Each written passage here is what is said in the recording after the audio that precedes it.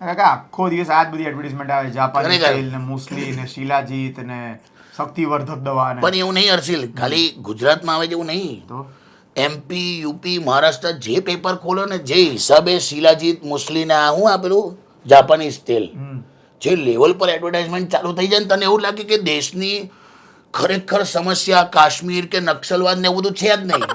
આ જ છે ટેડાપન ને છોટાપન ને પતલાપન ને શીઘ્રપતન ને આ જ સમસ્યા છે. 150 કરોડ થયા લાવો. સમસ્યા હોવા છતાં 150 કરોડ થયા. તારે સમસ્યા સોલ્વ થાય તો શું થશે? દેશ ફળ નાખશે લોકો. ખરેખર ના કરો લા, બધા એડવર્ટાઇઝમેન્ટ ઓછી કરો લા. નાના છોકરા આવી એડવર્ટાઇઝમેન્ટ જોઈને પૂછે છે છાપું મતતા હોય તો. તારે આવડી નાનકડી છોકરી હમણાં પૂછતી હતી શું કાકા વોટ ઇઝ મુસ્લિમ? કીધું બસલી. શું યાર પેલી વાતો કિશોર કાકા કરે આજે પેલી વાતો.